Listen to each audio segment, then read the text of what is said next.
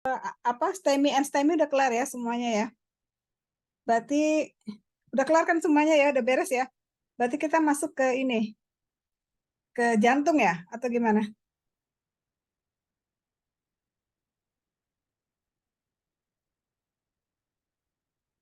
Kemarin udah selesai kan STEMI and STEMI ya, udah beres ya?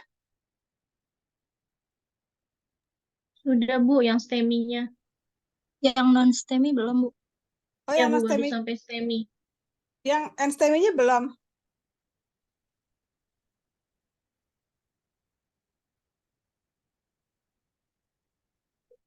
Oke, kita lihat sebentar ini ya. Nah, ini kan kita kemarin STEMI ya, coba. Kemarin udah STEMI, sekarang STEMI. STEMI ini adalah kalian nanti lihat lagi di depan-depannya ya, beda STEMI dan STEMI gitu ya. Nah, kalau STEMI ya, kelihatan ya udah ya. Nah, di sini ada pemberian oksigen, sublingual ya, dan sebagainya. Ini kalau dia menderita STEMI ya, diberikan ini. Kemudian sama ya, dilakukan PCI ya, kurang dari 12 jam pada pasien beresiko tinggi ya. Kalau dia lebih dari 12 jam mengalami serangan STEMI, maka PCI-nya tertunda ya. Nah, kemudian kalau berisiko rendah, tidak dilakukan PCI. Seperti itu ya. Bentar.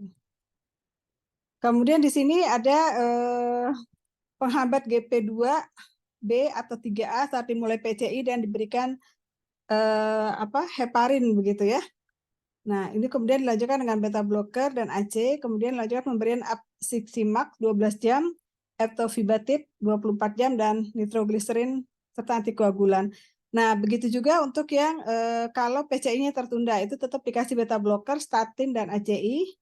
Penderita berisiko sedang ya, itu dikasih Aptifibat, tirobifam sebelum dan sesudah PCI, nitrogliserin, antikoagulan ya.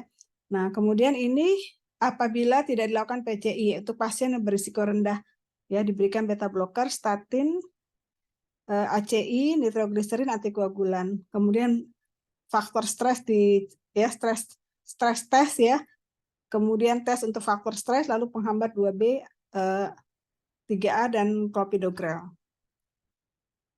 Kemudian kita lihat manajemen jangka panjang ya. Dia mengendalikan faktor risiko hipertensi, diabetes, dan merokok. Ini faktor risiko dikurangin ya. Kemudian aspirin dosis rendah 75-100 mg per hari, penghambat ADP dikombinasi dengan aspirin 12 bulan ya. Profil lipid puasa dikontrol, ACI untuk menjaga remodeling dan antagonis aldosteron. Ini manajemen jangka panjang ya. Lalu komplikasi apa yang bisa terjadi? Gagal jantung, shock kardiogenik, edem paru, aritmia, rupture kardiak, rupture septum ventricle. Itu bisa saja terjadi pada penderita STEMI. Nah, kemudian terapi infak miokard akut atau IMA ya. Ini menggunakan oksigen gitu ya untuk mengatasi hipoksianya, diberikannya paling sedikit 6 jam dengan menggunakan masker atau pakai kanula nasal gitu ya sampai diperoleh saturasi lebih dari 90%. Lalu lanjutkan dengan pemberian nitrat sebagai vasodilator ya. Nah, nitrat ini kerjanya berdasarkan terbentuknya nitrogen oksida atau NO dari nitrit di sel pembuluh. Nah, apa fungsi NO? NO ini bekerja merelaksasi sel otot sehingga pembuluh terutama vena ya, vena itu melebar secara langsung. Jadi nitrat itu memang diperlukan adalah NO-nya, nitrogen oksidanya, seperti itu ya. Itu cara kerja secara gampang dari vasodilator nitrat. Nah, kemudian kita lihat di sini terapi infak miokard akut atau IMA singkatannya ya.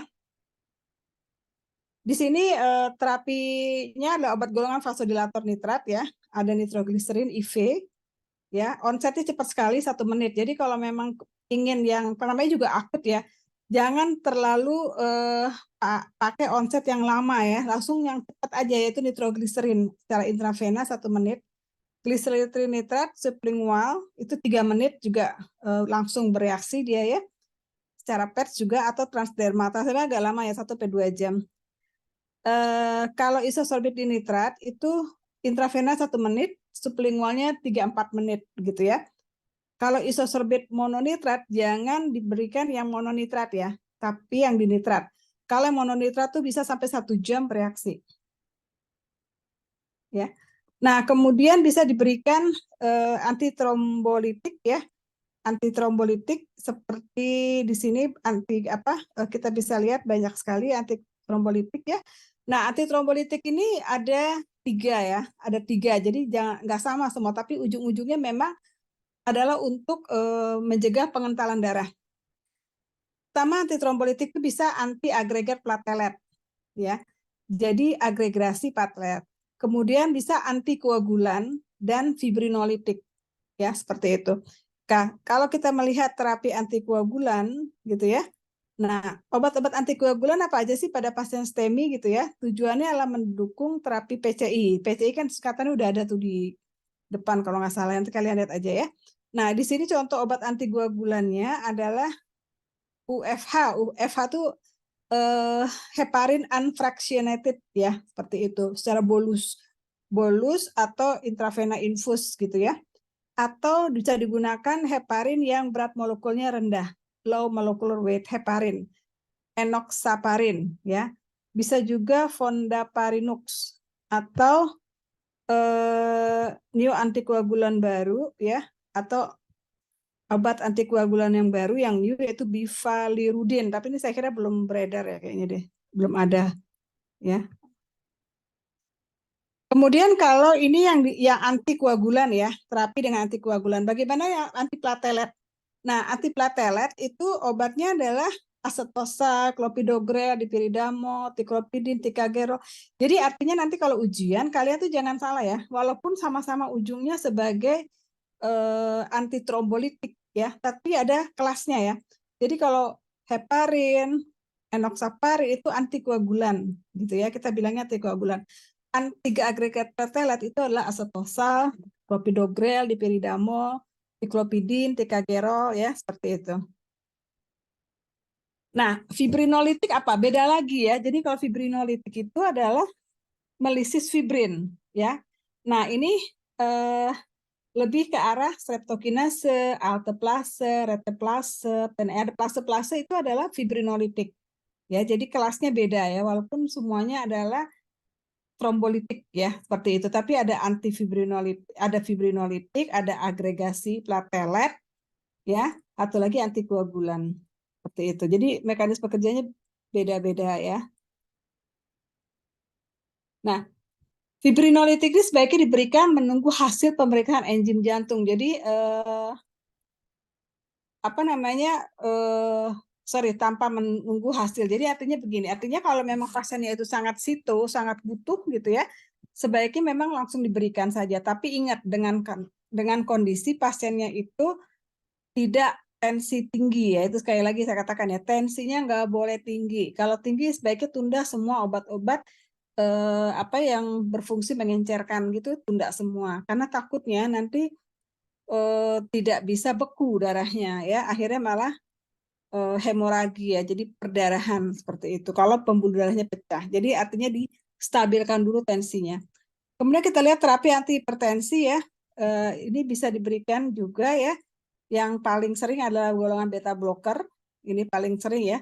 Jadi berbagai kondisi dia duduk di reseptor beta ya sebagai antagonis ya. Itu. Contoh obatnya bisa prolol, metoprolol, atenolol, propanolol, carvedilol. Ini adalah obat-obat beta blocker. Kemudian kita lihat channel. Nah, ini tadi yang kalian udah presentasi ya, kalsium channel blocker, diltiazem, verapamil, nifedipin, amlodipin ya. Dia menghambat atau memblok kalsium channel ya. Jadi saluran kalsiumnya diblok seperti itu sehingga tidak terjadi aritmia ya. Kemudian golongan ECI. Nah, ini juga udah umum banget ya. Kalian juga udah tahu captopril, rapipril, lisinopril. Ini adalah obat-obat AC inhibitor. Jadi dia bekerja di enzim angiotensin converting ya di situ ya. Merubah supaya angiotensin 1 tidak menjadi angiotensin 2. Jadi dia berperan di sistem renin angiotensin aldosteron RAA. Di sistem ini dia bekerja ya. Di contoh obat yang paling khas dari captopril adalah apa? Batuk ya. Batuk kering. Oke, ini juga udah antiplatelet tadi sudah disebutkan ya, seperti itu. Nah, ini ada obat baru ya, bukan obat baru, obat yang lumayan, itu namanya Aptisimax. Aptisimax. Nah, Aptisimax ini sama ya, seperti itu, dia juga sebagai pengencer darah, tapi dengan cara duduk di reseptor GP2B3A ya pada trombosit. Dia duduk di reseptor, cara kerjanya ya GP2B3A pada trombosit supaya tidak terjadi agregat di sana atau trombolitik lah istilahnya ya, dia melisis trombus. Ya, jadi jangan salah ya, Aptisimax itu duduk atau ngeblok di reseptor. Nah, dipiridamol dan silostasol dia adalah obat antiplatelet tambahan sebenarnya. Seperti itu ya, dia antiplatelet tambahan.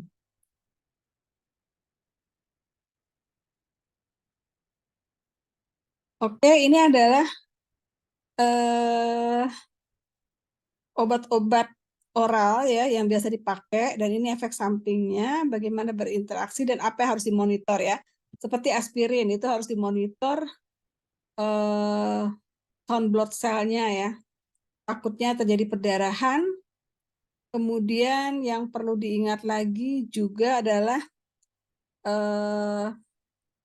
INT-nya diperiksa ya. INT itu artinya waktu yang dibutuhkan untuk pembekuan darah, terutama untuk obat-obat seperti dipiridamol gitu ya. Kemudian apa tadi, ticagrelol ya, seperti itu tuh harus dilihat CBC-nya atau INT-nya ya. Nah, itu untuk melihat apakah terjadi perpanjangan waktu pembekuan darah. Kalau terjadi perpanjangan waktu pembekuan darah, maka obatnya langsung diganti atau dihentikan atau dikurangi dosisnya. Seperti itu ya. Ini kalian nanti lihat apa saja yang diperiksa. Nih, hitung platelet ini perlu juga nih. Tiklopidin hitung platelet. Platelet itu dihitung. Jangan-jangan nanti plateletnya sudah berkurang gitu ya. Jadi nanti perdarahan yang timbul. Jadi semua obat-obat itu adalah efeknya menimbulkan bleeding ya. Kalau LFT itu liver function ya, jadi artinya dia ke hati juga nih, liver functionnya dicek juga ya, fungsi hatinya. Mekanisme terjadinya platelet saya kira nggak perlu ya, ini untuk kedokteran ya, nanti lewat saja. Nah ini gue ya. Jadi obat-obat golongan antiplatelet ini kalau kita mau melihat ya secara lebih mudah mungkin ya, ini kayak tiklopidin, clopidogrel, prasugrel, ini dia sebagai antagonis ADP kerjanya. Antagonis ADP. Nah, acetosal dia menghambat enzim COX ya, sebagai penghambat atau inhibitor COX, siklooksigenase, kerjanya di situ. Dipiridamol dia penghambat fosfodiesterase, enzim juga tapi enzimnya fosfodiesterase. Kemudian Apsiximax ini bekerja di inhibitor GP2B3. Ini kalian pelajari ya. Nanti kalau ujian mekanisme kerja obat ini akan saya tanyakan ya. Seperti itu. Jadi yang bekerja di COX sebagai inhibitor contohnya apa? Acetosal ya.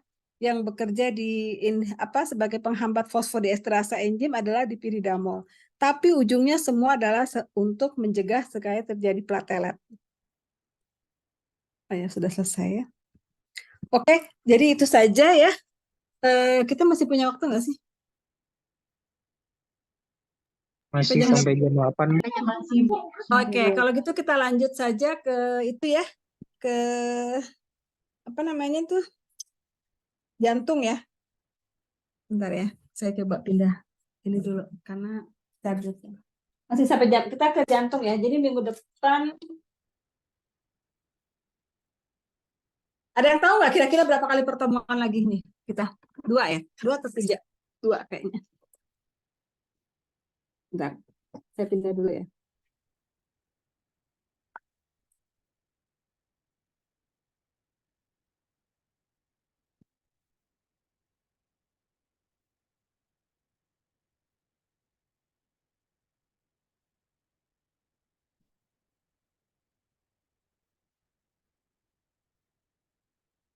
Ravelina, kamu sudah saya tulis tidak hadir ya, karena saya nggak mau menunggu ya. Saya panggil nggak ada, beberapa kali mau jaringan stabil, tidak stabil, saya nggak ini ya, nggak ngurusin, capek saya ngurusin.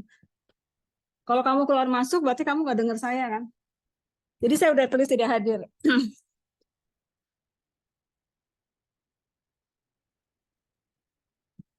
Terserah, mungkin kedepannya kamu harus lebih ini lagi ya, perhatian lagi.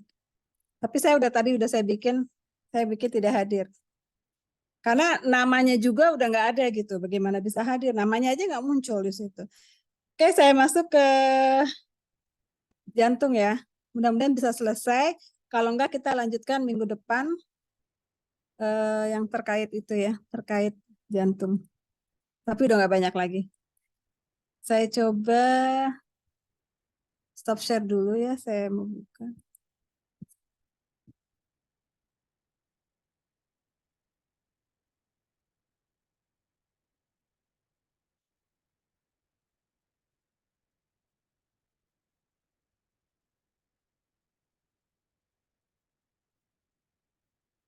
Oke. Ini farmakoterapi gagal jantung ya. Bentar. Farmakoterapi gagal jantung.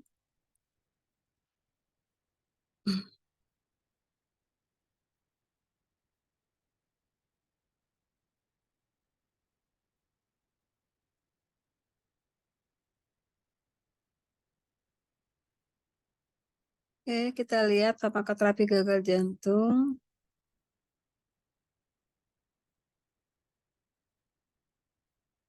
Ya, sudah kelihatan ya. Nah, ini materi terakhir kita ya, bahan kita untuk UTS ya. Udah kelihatan ya. Nah, oke, kita masuk ke gagal jantung sekarang ya. Kemarin kita udah macam-macam, ada aritmia, ada angina, dan sebagainya, STEMI, STEMI. Sekarang kita masuk ke gagal jantung atau heart failure ya. Ini adalah sindroma klinik yang disebabkan karena ketidakmampuan jantung untuk memompa darah dalam jumlah yang cukup yang mencukupi kebutuhan metabolik. Nah, gagal jantung ini dapat disebabkan karena adanya kelainan, serangkaian kelainan ya. Jadi bukan hanya satu, tapi serangkaian kelainan yang dapat menurunkan disfungsi diastol dan disfungsi sistolnya. Jadi kalau ventricle, pengisian ventricle namanya diastol ya. Diastol kan bagian bawah ya, ingat ya. Kalau jadi ventricle terisi gitu ya, itu melalui namanya diastol, atau pada saat jantung berkontraksi atau sistol gitu ya, bagian atasnya yang 120 itu. Nah, sekarang kita lihat etiologi gagal jantungnya ya. Etiologi gagal jantung itu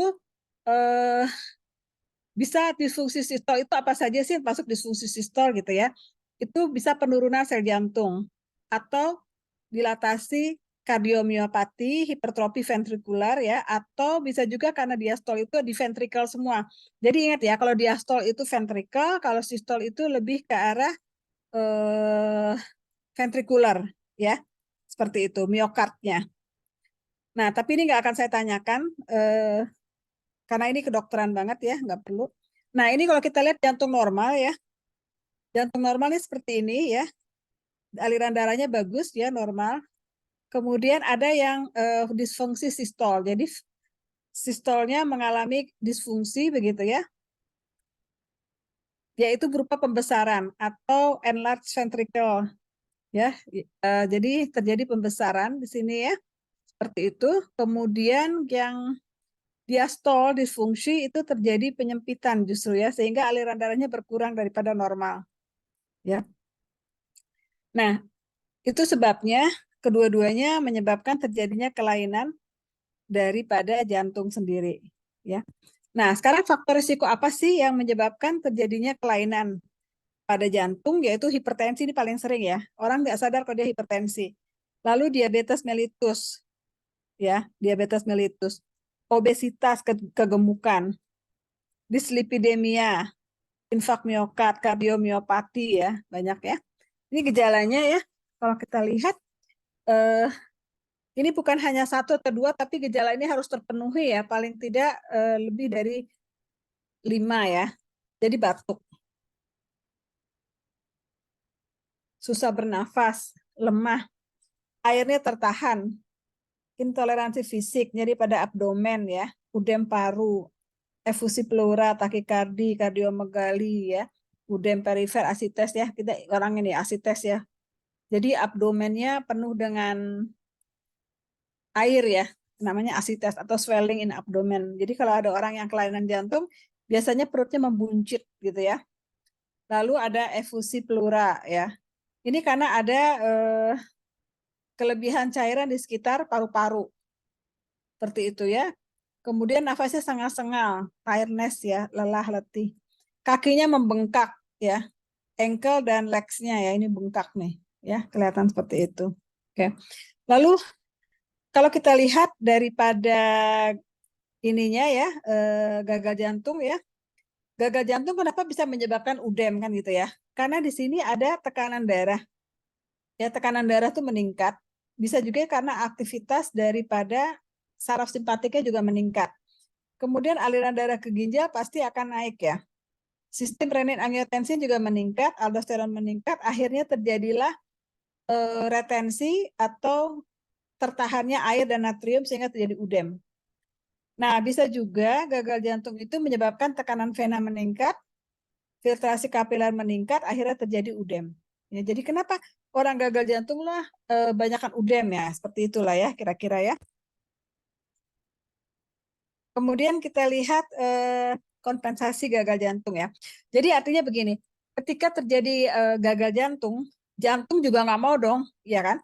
Jantung pasti nggak mau bermasalah gitu ya. Jadi dia berusaha mencari kompensasi terhadap kondisi yang ada di jantung tersebut. Nah, si jantung tersebut mencari kompensasi dengan cara apa? Pertama, dia meningkatkan aktivitas saraf simpatiknya.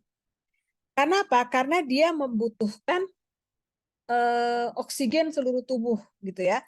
Jadi aktivitas simpatiknya dinaikkan sehingga jantungnya agak kencang gerakannya ya. Jadi dia memicu aktivitas reseptor beta di jantung supaya apa? Kerja jantung meningkat karena jantungnya ini lagi bermasalah. Jadi jantungnya kerjanya meningkat supaya bisa memberikan oksigen gitu ya. Jadi jantung masih berusaha mencari yang terbaik gitu ya. Makanya dicari kompensasi. Kemudian retensi cairannya tertahan ya. Jadi terjadi penurunan curah jantung sehingga meningkatkan sintesis angiotensin 2 dan aldosteron. Nah, akibatnya nanti perifernya resistensi perifernya meningkat ya. Terjadi retensi air dan natrium. Itu tadi saya katakan UDEM ya. Lah, kemudian yang ketiga kompensasi jantung tuh hipertrofi miokard. Jadi jantungnya membesar, ruangannya melebar untuk meningkatkan kekuatan kontraksi jantung. Jadi kalau ada orang ya, misalnya dia di EKG gitu ya. Ketika di EKG tunjuk gambaran jantungnya terjadi hipertrofi. Nah, biasanya ini pasti ada sesuatu di jantung sehingga jantungnya membuat hipertrofi supaya lebar, supaya kontraksinya kuat. Jadi jantung juga punya cara sendiri dia ya untuk tetap melakukan fungsinya gitu.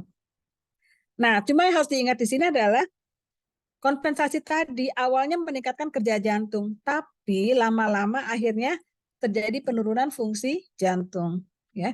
Jadi artinya ketika terjadi kompensasi jantung harus segera diobati. Kalau enggak malah fungsi jantungnya turun.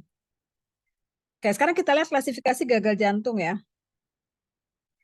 Klasifikasi gagal jantung berdasarkan ACC dan AH. ACC itu salah satu American College of Cardiology ya. Jadi semacam asosiasi kardiologi. Ini terbagi atas 3 kelas ABCD ya. Jadi kalau A, dia berisiko tinggi terjadi gagal jantung tapi nggak ada gejala. Nggak ada kelainan struktur, nggak ada gejala. B itu ada kelainan struktur jantung tapi nggak ada gejala. Ya. C itu kelainan struktur dengan gejala, dan D adalah gagal jantung ulangan yang membutuhkan intervensi spesialis. Jadi ada 4 klasifikasi gagal jantung. Ini tergantung nanti dokternya melihat ada di mana gitu ya kelasnya. Sekarang kita lihat ini kita masuk ke ininya ya, progres dari heart failure-nya ya, gagal jantung ya. Ini disebut state A. State A ini contohnya adalah karena ada hipertensi, arteri koroner, arteriosklerosis, ya, diabetes, obesitas, metabolic syndrome, seperti itu ya. Nah, kemudian dari state A bisa berkembang menjadi state B, yaitu strukturnya mengalami kelainan, tapi tetap tanpa gejala. Ya, Kemudian bisa berkembang menjadi stage C dan akhirnya berkembang menjadi stage D. Seperti itu. Ya. Nah, stage D ini memang harus ditangani dengan tepat oleh dokter spesialisnya, ya, dengan dokter yang memang ahli, ya, seperti itu. Kemudian kita lihat klasifikasi menurut NIHA, ya. NIHA ini juga sama, ya, satu asosiasi juga, tapi NIHA ini membaginya berdasarkan keparahan dan keparahan gejala dan kapasitas aktivitas fisik. Jadi ngelihatnya dari aktivitas, bukan dari kelainan dan sebagainya. Nah, yang kelas 1 itu pasien jantung tapi tidak memiliki keterbatasan. Jadi artinya dia pasien jantung tapi masih bisa melakukan aktivitas fisik. Ya.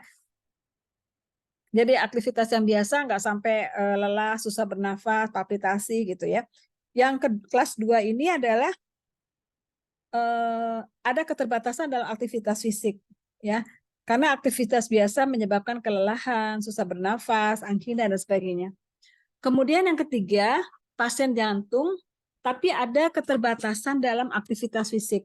Ya, jadi artinya masih nyaman kalau istirahat, tapi jika melakukan aktivitas kecil langsung ada gejala. Nah, yang keempat itu betul-betul ketika tampak istirahat pun udah tidak mampu ya melakukan apapun, ya. Jadi memang sudah sangat memburuk. Nah, ini ada 4 klasifikasi menurut INHA, ya. Nah, bagaimana strategi terapi gagal jantung, ya? Untuk yang state A, terapinya adalah pertama hipertensinya dulu sampai mendapatkan tekanan darah yang gold. Yang gold itu bukan berarti 120/80 ya, tapi paling 3 sampai 135 aja gitu ya. Nah, apa yang diberikan? ACI, ARB, diuretik, dan beta blocker. Kemudian kalau dia diabetes, maka hiperglikemi diberikan sesuai guideline sampai gula darahnya terkontrol. Lalu dislipidemia. Nah, ini kalau kita lihat algoritma terapi gagal jantung yang state A, ya. Seperti itu yang state A, ya. Nah, ini lihat kardiovaskular, ya, faktor risikonya, ya. Apakah penderita itu merokok atau tidak? Kalau dia merokok, maka batasi, ya. Kemudian kita lihat apakah dia hipertensi, diabetes, atau arteriosklerosis. Jika iya, maka pakai guideline obatinnya. Nah, apakah pasien mempunyai arteriosklerosis vaskuler? Jika iya, maka diberikan AC inhibitor atau ARB. Seperti itu. Ini yang state A, ya. Kemudian yang state B, ya. Ini yang state B ini pasien memiliki kelainan jantung tapi tidak ada gejala. Itu tadi yang state B seperti itu, ya. Nah, kemudian bagaimana target terapinya, ya? Yang pertama adalah harus diminimalkan progresivitas kelainan struktur jantung, ya. Jadi kalau dia ada kelainan struktur jantung harus diminimalkan, jangan sampai memburuk. Nah, pasien kemudian diberikan ACI tambah beta blocker untuk yang sudah mengalami miokard infarct. Jadi MI itu serangan jantung gitu ya. Sesudah dia mengalami miokard infarct, maka pasien diberikan ACI tambah beta blocker tanpa memperhatikan liver function. Seperti itu ya evaluasinya. Nah, kemudian dengan penurunan fungsi hati, ya, kalau pasien dengan fungsi hati maka tambah ACI, tambah beta blocker dengan atau tanpa terjadi MI. Nah, kalau pasiennya, kalian ingat ya nanti ujian ya, kalau pasien yang intoleran terhadap ACI, jadi pertama kali harus kasih ACI dulu ya. Kalau dia intoleran terhadap ACI baru kasih ARB, angiotensin receptor blocker. Ini ya, kalau kita lihat algoritmanya seperti itu ya, sama sih dengan kata-kata tadi ya. Jadi pertama kali dititrasi dulu dengan AC inhibitor ya. Seperti itu. Kemudian kalau memang dia intoleran baru kasih ARB. Bagaimana yang stage C? Nah, stage C ini dia ada kelainan struktur jantung ya. Menunjukkan gejala. Kalau tadi kan tidak ada gejala, dia ada kelainan tapi ada gejala. Nah, kalau pasien dengan stage C, dia harus diberikan terapi rutin dengan diuretik, ya, harus dikasih diuretik, ACI dan beta blocker. Nah, yang khas di sini adalah pasien C itu ditambahkan digoxin untuk memperkuat detak jantungnya. Ya, ini ya, digoxin. Digoxin hanya diberikan untuk pasien dengan stage C ya. Bukan A dan B tapi stage C. Nah, ini algoritmanya panjang ya, tapi saya kira nggak usah dihafal, cukup kalian baca yang ini aja ya. Seperti itu ya. Ada penambahan digoxin di sini. Nah, kemudian aldosteron antagonis dapat diberikan pasien dengan grade 3 sampai 4 ya, skala NIHA tadi ya. ARB dapat diberikan sebagai alternatif jika pasien intoleran terhadap ACI sama tadi ya. Jadi artinya kalau dia intoleran kasih ARB. Ya. Atau jika dia menetap dengan pemberian, artinya nggak ada perubahan sama sekali, ya menetap sakitnya setelah diberikan ACI tambah beta blocker maka ganti jadi ARB. Nah, digoxin diberikan dengan tujuan menurunkan angka hospitalization-nya supaya dia tidak dirawat. Kemudian kalau misalnya dia intoleran terhadap ACI atau ARB, maka dapat diberikan hidralazin dan ISDN. Untuk yang NIHA grade 3 sampai 4.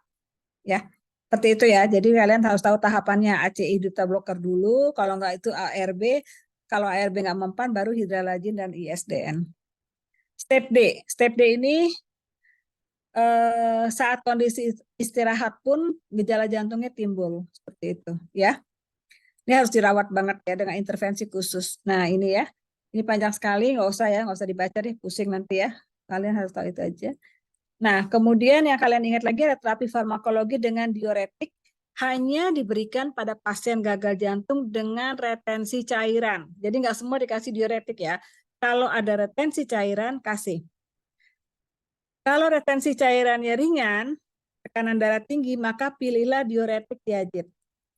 Kalau retensi cairannya sudah sampai sedang dan berat, pakai yang loop diuretik. Loop diuretik contohnya apa? Yaitu di bawah nih ada nih, furosemid, bumetanid, torsemid, ini loop. Jadi kalau udah sedang berat baru pakai. Tapi kalau masih ringan, pilihlah yang diazid diuretik.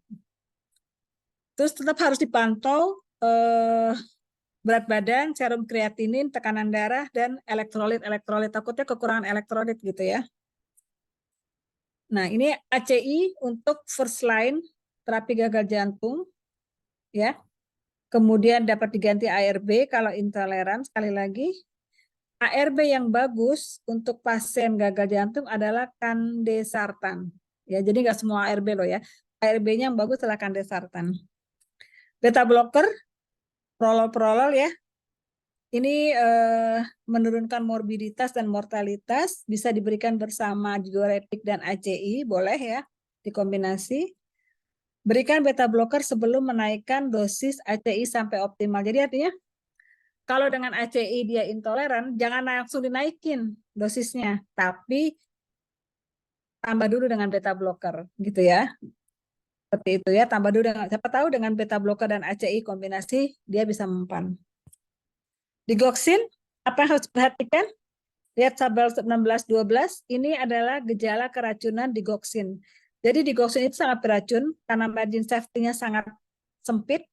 Jadi pasien yang mendapatkan digoxin harus selalu dimonitor kadar dalam plasmanya. Takutnya terjadi toksisitas digoxin, yaitu berupa CNS-nya, efek samping pada CNS ya. Central nervous system, jadi pada kerusakan pada saraf. Kemudian pada kardiak sendiri dia juga akan menimbulkan dampak efek samping seperti ventricular arrhythmia ya. Kemudian AV-nya keblok ya. Sinus bradikardi dan sebagainya. Banyak sekali ya efeknya ya. Makanya digoxin itu nggak boleh sembarangan karena bisa menyebabkan fatal ya. Nitrat dan hidralazin tadi ya. Nah, ISDN ini yang berperan adalah NO-nya, nitrogen oksidanya. Karena ketika ISDN digunakan, maka dia akan memberikan NO, melepaskan NO yang menyebabkan venadilatasi dan menurunkan preload. Seperti itu ya, jadi NO-nya yang berperan. Ya, hidralazin merupakan direct vasodilator pada otot polos meningkatkan cardiac output. Kombinasi nitahidralazin hanya digunakan jika pasiennya toleran terhadap ACI dan ARB. Itu. Nah, kemudian monitoring pasien rawat inap ya. Apa aja ini mungkin dilihat ya. Berat badan, fluid intake, tanda-tanda vital. Apa bedanya sign dan simptom ya? Sign itu sesuatu yang bisa diamati berdasarkan hasil lab, misalnya fungsi hati, asites, ya, hepatomegali dan sebagainya. Tapi kalau simptom tuh nggak bisa dilihat, misalnya dia sesak, gimana cara meriksa labnya kan gitu ya? Lelah, fatigue tuh lelah, kelelahan, ya, batuk itu kan susah. Nah itu simptom namanya. Kalau sign itu bisa dilihat melalui pemeriksaan lab, laboratorium atau pemeriksaan lainnya. Ya nggak hanya laboratorium, pemeriksaan lain misalnya ronsen bisa kelihatan. Nah, ini dipantau elektrolitnya, fungsi hati dan sebagainya. Oke. Ya, saya kira udah cukup ya yang jantung ya. Jadi mungkin minggu depan kita masuk kisi-kisi ya. Kalau saya tidak sampai kemalaman acaranya ya, mungkin kita bisa masuk kisi-kisi. Kalau enggak kita masuk kisi-kisinya minggu depannya lagi. Tapi siap-siap aja. Udah saya absen 2 kali ya. Ada pertanyaan di sini?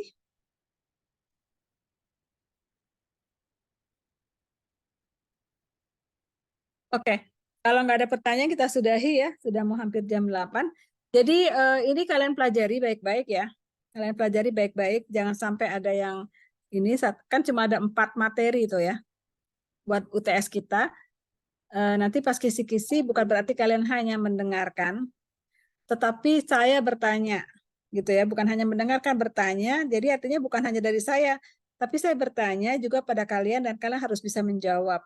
Makanya belajar, saya kasih waktu untuk belajar.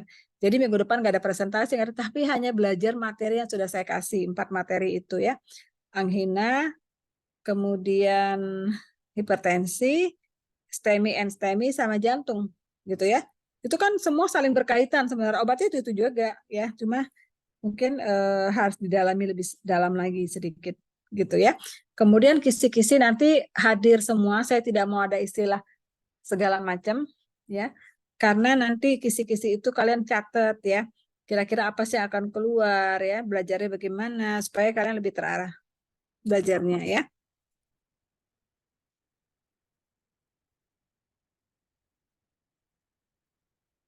Oke, saya kira cukup ya. Ada yang mau ditanyakan yang belum paham atau bagaimana?